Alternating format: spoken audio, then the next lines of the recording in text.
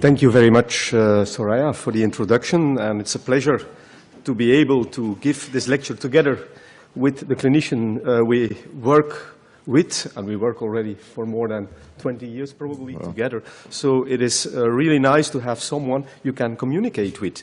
It's not always the case, but in this situation we have a long discussion before already, and I hope that in these two lectures you see a little bit to what this has led. Now, first of all, what are we going to do in this lecture? We will see the causes of perception deafness and the diagnostic possibilities. We will see which pathologies can be successfully treated and what information is needed from the radiologist.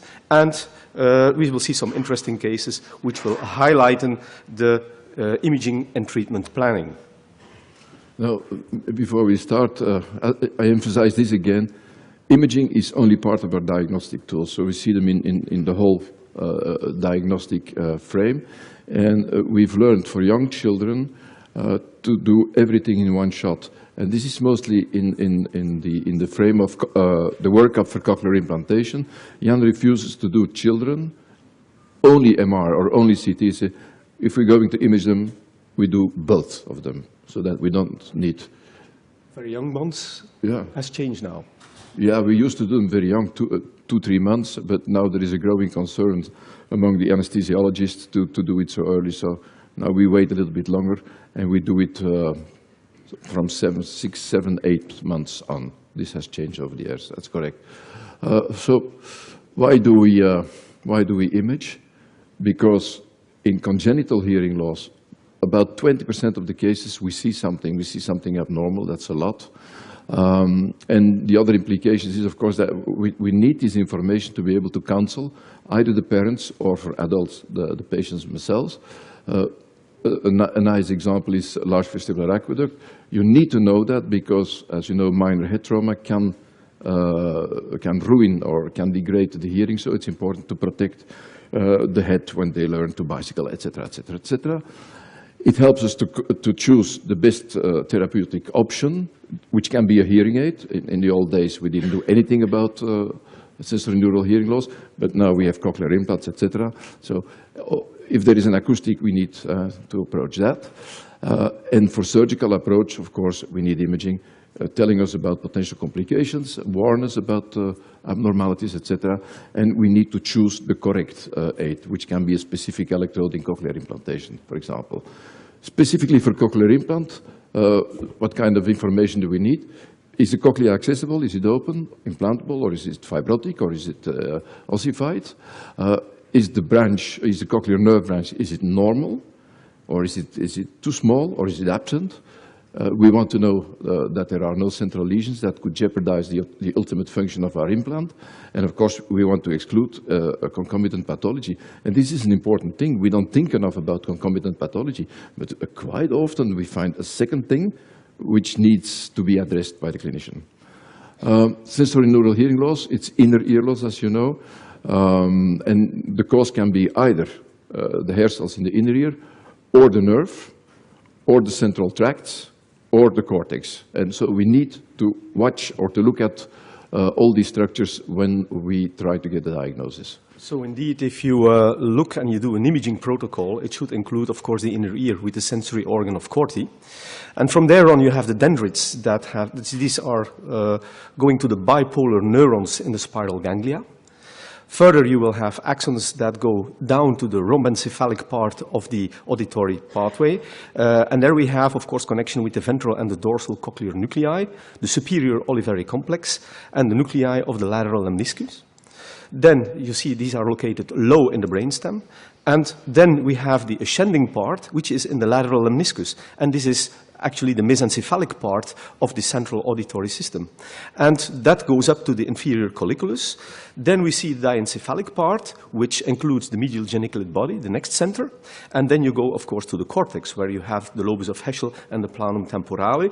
And, of course, this is our pathway. And it should be included in every study of a central deafness, because it can be along the whole pathway. So we have actually the inner ear, then we have actually the central part where you have the rhombencephalic, mesencephalic, diencephalic part, that's the brainstem study, and then of course you have the cortical study where you have to see the cortex. Fortunately, the most important cause of sensorineural hearing loss is in the cochlea and are the hair cells. So it's sensory loss. I say fortunately because we can treat this today with cochlear implantation. So typically, the images will be normal because you don't see that. And we want to exclude all the abnormalities so that we know we're going to approach a system that for the rest is anatomically normal and still functional or potentially functional when we stimulate electrically. Go ahead. Clinical diagnosis, the tuning fork is still important. So we have to find out, is it conductive hearing loss, is it sensorineural, or is it mixed? And there's a few examples of audiograms. That's what the next one. That's what we use. And on your left side, you see a conductive hearing loss. So you have the bone conduction levels, the brackets, which is tested with the vibratory stimulator. And this is normal on this graph. And this is what the patient hears. And the difference between it is conductive loss. Then in the middle frame, you see a sensory loss where the bone conduction and the air conduction values coincide. And on the right side, you see a mixed hearing loss, which is typically the case for an otosclerosis case, for example. We use objective audiometry, like brainstem evoked, and this can give us some information about where the pathology is, and we'll come back to that during the imaging discussion. So for sensorineural hearing loss, MR is the examination by choice, but sometimes we need to add the CT, and as I said before, we use the cone beam, specifically for cochlear implant candidates, because on this image, you have a nice fat cochlear nerve and all the rest seems okay. The cochlea is nicely open. Why do you need a CT? Well, you need it as a roadmap and to tell you about potential problems. If you look at this right side and you see where the bulbus is and you see where the cochlea is and there is nearly no mastoid, then you know you have a difficult approach there, while the other side is nicely open. So if you have only one cochlear implant to do the left side. This is just one example. There are many examples like that. In otosclerosis, since a couple of years now, we do routinely cone beam CT before we go in. And for mixed hearing loss is even more important. And the number of things we get out of that, the contraindications to surgery, warning that this can be a difficult case, so the junior doesn't do the operation, but the more experienced guy, etc., is very important. Then there's trauma, and there is the rare cases in the symmetric hearing loss, where typically we don't image, but if the hearing loss is too extensive or too rapidly, then we image, and we want to use the cone beam CT because we want to see the bone, Paget, etc. So if we go to the imaging of the inner ear, then of course you want to see the 8th nerve, the internal auditory canal, and the cerebral-pontine angle. And that's typically examined with T2-weighted turbospin echo images, Drive, Fiesta, 3D TSE, depending on the vendor, and T1-weighted sequences with gadolinium, which must be very thin. 3D sequences, FFE, VIB, SPGR, again, depending on the machine you are using. And actually, we see that today with the T2-weighted thin images, we are at 0.3 millimeters, and actually in some cases we go to 0.25 isotropic images in the voxel.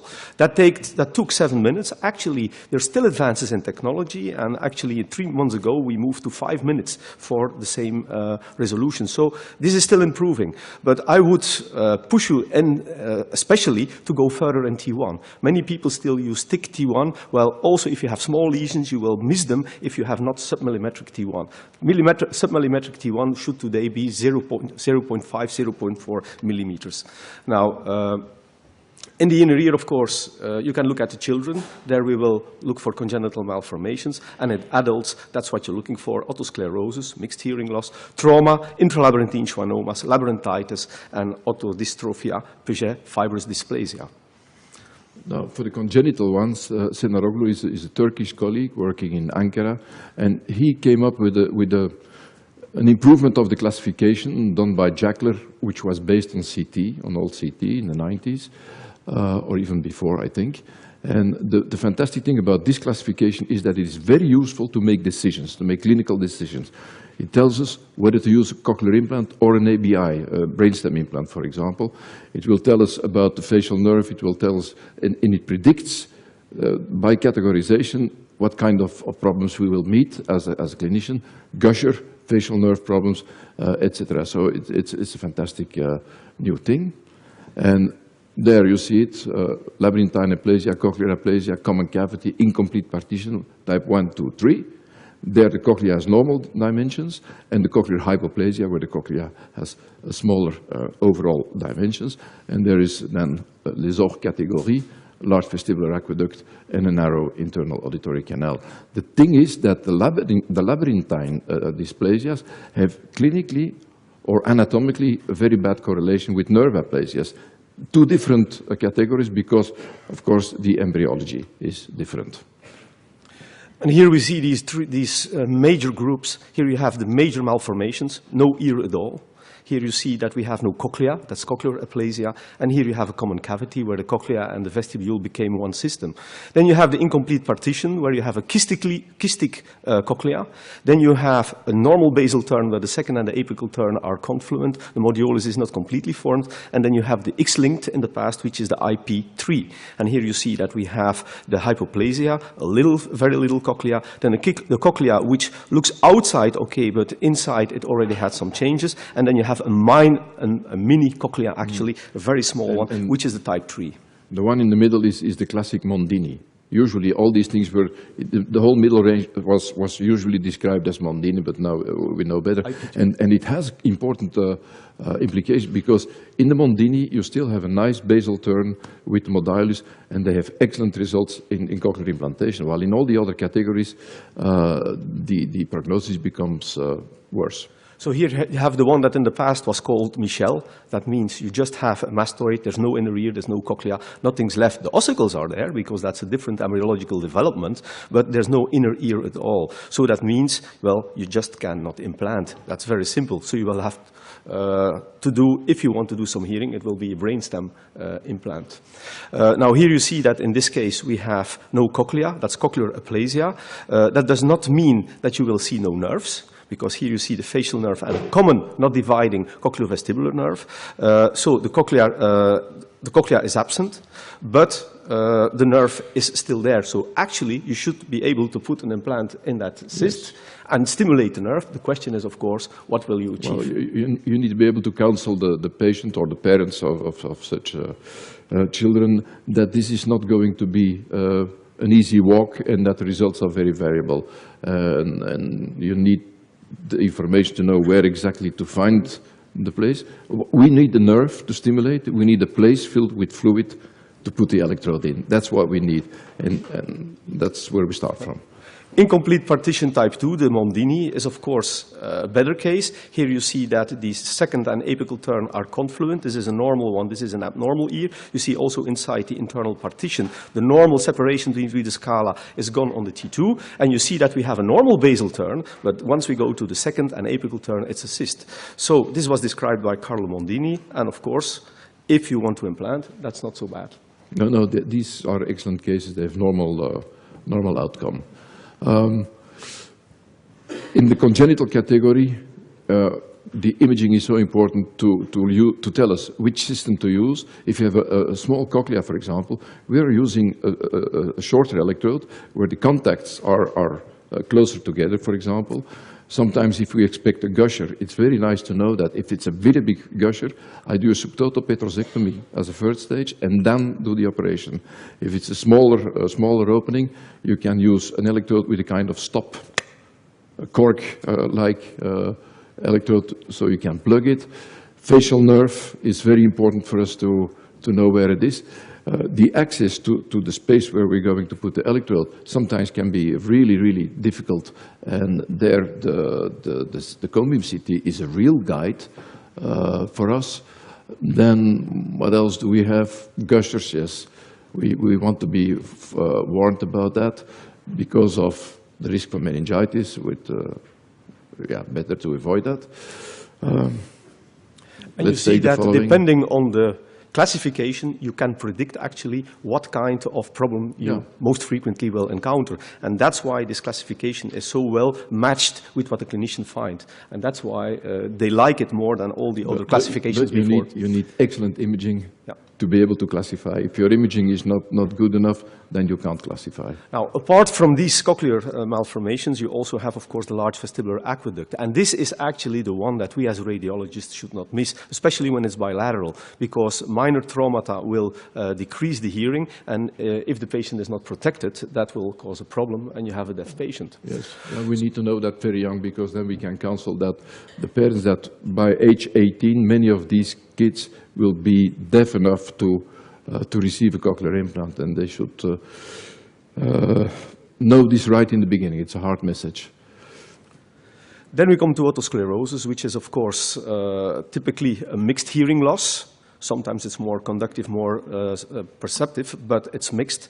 Young adults, and of course we all know how it looks like. And there's a differential diagnosis with osteogenesis imperfecta, especially in younger patients. And of course you can have other bone diseases which are more rare. But the typical image is this, that you have the changes around the cochlea, you have of course the thickening of the foot plate, the fistula antefenestrum. But what happens is that sometimes there is a dominant perceptive deafness. And then these patients arrive on MRI. And therefore, you have to look very careful. What will you see on MRI? You will see a non-really well delineated cochlea. If you inject, very often you have the enhancement in the bone around the cochlea, and even on the T2-weighted images, you can get the high signals around it. If you see that, you know, this is not a patient that we should have done on the MR, you send it back to the CT scan. That's what you have to do, and then you go back, and this is then the cone beam we have done here of this patient. So now and then it happens that by accident they first come on the CT scan. Other reasons to perform CT scan is, of course, perception deafness because of a trauma. And of course it's clear there it is CT scan that you will perform in the first place to see where the fractures are and if there is air in the labyrinth like we have here in this transverse fracture. And also, sometimes you can see what went wrong. Look at this patient. Here we have a pneumolabyrinth. This patient comes in with vertigo and, of course, hearing loss again. He has been operated in another hospital, and they put a piston. Look, they put a piston because they thought it was otosclerosis. But it was not otosclerosis. Actually, they missed the large vestibular aqueduct. And therefore, there was a deafness. So they thought it's not moving on the stapes because of otosclerosis. They put this piston. This piston jumped out of its fixation plate, and now he has a fistula with air that goes down to the endolymphatic sac. You have to know that these patients present with kind of false mixed hearing loss. So that's what tricked the clinician into doing the surgery. And as I said before, imaging all our conductive and mixed hearing losses preoperatively, only if we go to do surgery, otherwise we don't image them, has learned us a lot of things. And I advise you to try it. So, in trauma, CT is certainly interesting, but if CT is negative, that doesn't mean you should not go on with MR. If you have a deafness which you cannot explain, then you do MR. And here we see a patient with blood. This is a T1 without gadolinium. And you see that actually on the FLAIR images, most often you can see that blood better than you can see it on a T1. So I would advise you to use FLAIR if you have a trauma and to see that fresh blood. So this is, of course, complete deafness with a normal CT scan because of intralabyrinthine bleeding. And there's another cause, of course, that you have to exclude. If you have perception deafness, and you see it here. Here we have loss of fluid in the scala tympani of the second turn on the T2-weighted images. We have that over here, there. And if we look on the T1, and actually the T1 should be thin, here we have 1, 2, 3, 4, 5, 6 images through the second turn of the cochlea showing you a small schwannoma inside. We have already a series of about 75 now, so it is on 1 on 10 of the new diagnosis of schwannoma that we make is actually intralabyrinthine. So have a good look at it. They are there for everyone. It's not different in Belgium than in other countries. You should look for these schwannomas in the labyrinth, and you can follow them up. Look at this one. It's only in the scala tympani, but here it jumped to the scala vestibuli 6 months later. And here you see it growing on the sagittal reconstruction. You can actually see how they push and how they get larger. And we have them in combination with cochlear implant candidacy. We have them in combination with otosclerosis case, so you have to look for it. Of course, the differential there of the enhancement is labyrinthitis, viral or bacterial. Now, if it's viral, most often it's just fluid on T2, but if it is bacterial, you get very often fibrosis formation in the labyrinth. Here you see it's a middle ear infection that jumps to the cochlea and the vestibule, and you see that we already have loss of normal fluid in the vestibule, but not in the cochlea. So this is a bacterial that gets obliteration. Now, of course, the most important application of this is for cochlear implant candidates. And here you see a patient with a calcium calcification on CT scan, which is shown by loss of fluid. But if we look higher in the second turn, it's normal on CT scan, but there is still loss here of fluid in the scala tympani. That means that we have a calcified and we have a fibrotic part of the obliteration, which is interesting for the surgeon to know, and to know where he can put the implant. Like example, in the upper case, we put an electrode in the scala vestibuli, which gives decent results. And we know the fibrous blocking of part of the basal turn of the cochlea, we can just take it out. So we need to have really detailed images of the cochlea in cochlear implant surgery. And of course, if you're too late, it will all calcify. And this is the end stage. Here you have a patient that is deaf, a child. They ask for an implant, but it comes in too late. The fluid is gone. It could still all be fibrosis. So you need CT scan to make sure if it's fibrosis or calcification. But here you see that on the CT scan, it's completely calcified. So game over for a cochlear implant. Well, but you can do a drill out, but the results have been, if it's long-standing, it's better to go to a brainstem implant immediately. Now, it can also be acquired, and if it's acquired, then, of course, you think of post-meningitic, post-labyrinthitis changes. Jan, the most important thing here is, for many radiological departments, ENT has no urgencies, or otology has no urgencies. Well, this is wrong. If a child has a meningitis and hearing loss, this is really an urgency. You must image these patients immediately, because they can calcify within a couple of weeks. We've seen that. And then it's too late to get an electrode in. So this is urgent. And in case of doubt, repeat. If there is something fibrous and the child doesn't get an implantation immediately, repeat the examination. It's no irradiation. Okay, so even for the labyrinthitis, it is interesting to compare the new techniques we have. And what you actually see is that in the past we used T1 with gadolinium, submillimetric. Today we prefer FLAIR. FLAIR is much more sensitive for enhancement than the T1. Look, this is the same patient, the same day. This is the enhancement that we suspect on the T1. This is the enhancement you see on the FLAIR. Completely different. The same for the T2. On the T2, if you use a turbospan echo, you will not see the fibrosis. If you go for a gradient echo, look at the difference between the fluid in the semicircular canals and the vestibule. It's much easier to see where the fibrosis is. This is all done the same day. So I think in the future we will go to 3D FLAIR and we go to gradient echo in these cases of inflammation again. Okay. 8 nerve and internal auditory canal, cerebral pontine angle. Well, for the children, congenital hearing loss, well, we look for the nerves, and in the adults, it's schwannoma, meningioma, and some other less frequent pathology. Of course, the first thing we have to do is, if a child is deaf, make sure if there is a nerve or not. Here you see that the internal auditory canal is narrowed, and we only have one nerve. One nerve, of course, which is the facial. The 8th nerve is missing. I give you an example. Here we have a narrow internal auditory canal on both sides. There's only a facial, and in the internal auditory canal we have nothing. So what does that mean? You cannot put anything in. We call that a type 1. Type 1 means there's no nerve at all, no branches. In these cases, you cannot put a cochlear implant. What you can put is, of course, a brainstem implant, which you put at the level of the nuclei, and which you see here in position.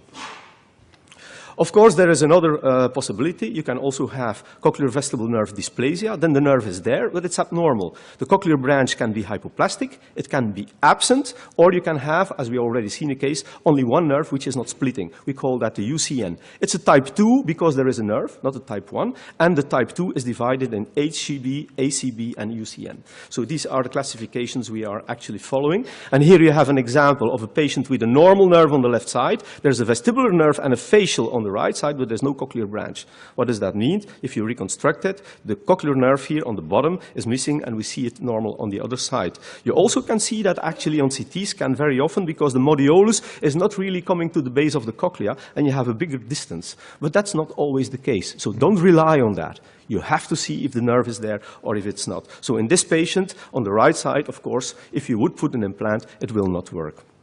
But it can be more subtle, and if it's more subtle, then you can also look for, this patient had sensorineural hearing loss on the right side, you can look for the nerve itself, and you see that the cochlear branch on the left side and on the right side have a different size. If you reconstruct, look at the difference. Normally the cochlear is bigger than the vestibular, here this one is smaller.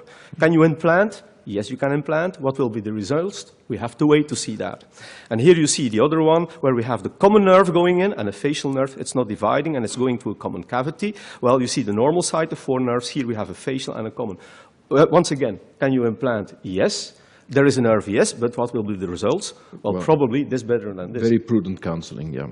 And here you see that, of course, we can put then the implants. And of course, the implants, we check the position today of the implants with cone beam CT because they give no artifacts, and you can actually beautifully see where they are.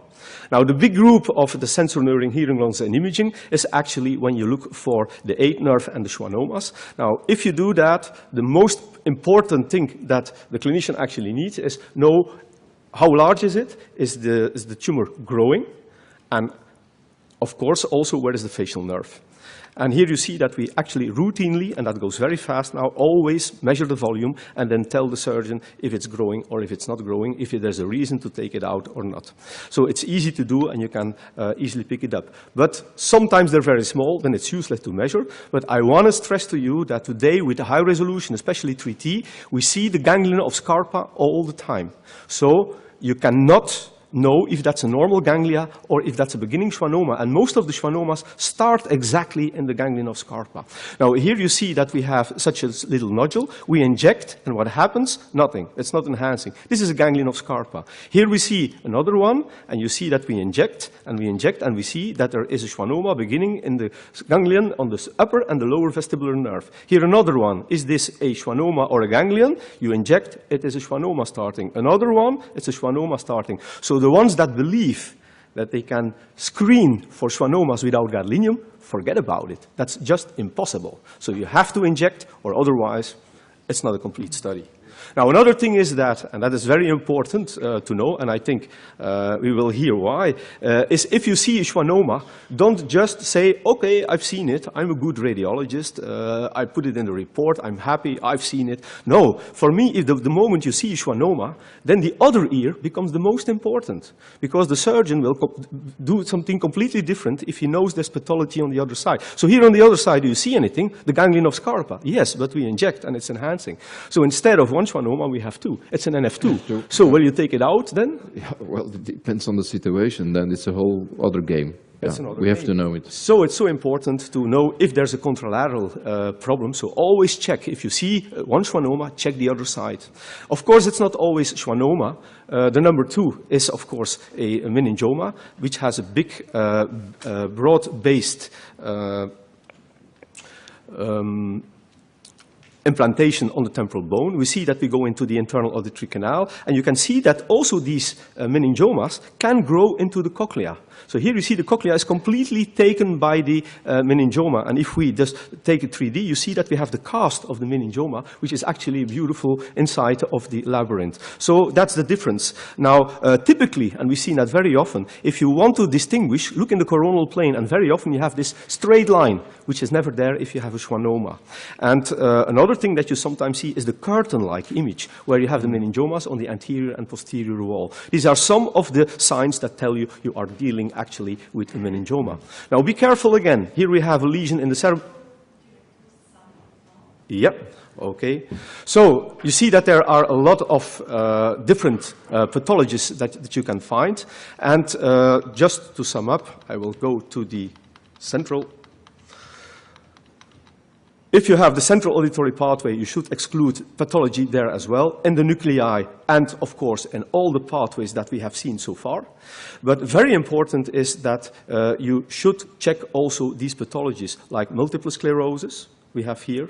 Also, like you will have metastasis on the pathway, and of course, and that's very important in children, it's also the cortex. You have to check the cortex because it can be completely abnormal, like we have here, trauma, or you can have, like in this patient, pachy and polygyria, which often occurs on both sides. So will you implant or not? That's important to know, because here an implant will not have any guarantee of working. Yeah, but it never stopped us implanting, and usually the results were, the brain is plastic enough to accommodate. Not in the total absence of gyri, of course, but in polymicro we can do it. So in conclusion, of course there is the clinical diagnosis.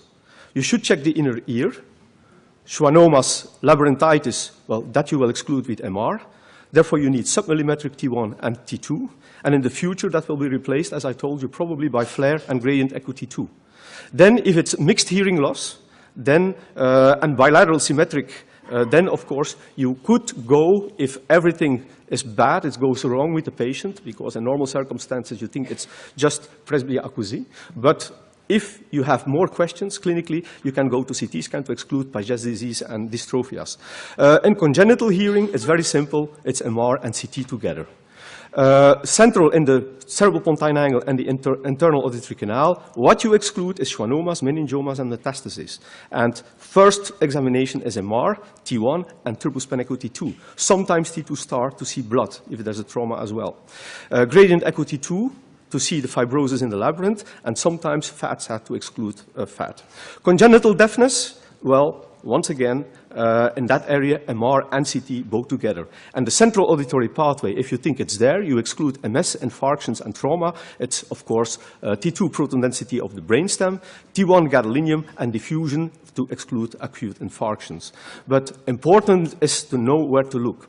Unilateral perception deafness or bilateral. If it's unilateral, that means you look at the labyrinth and you look at the nuclei. If it's bilateral, that means you are already looking at the crossing on the midline, the trapezoid body, and the rest of the ascending pathway. And if it's agnosia, that means the patient hears something but he cannot recognize voices or an engine, then you should look at the cortex. So this clinical information already gives us a good idea where we should look at that.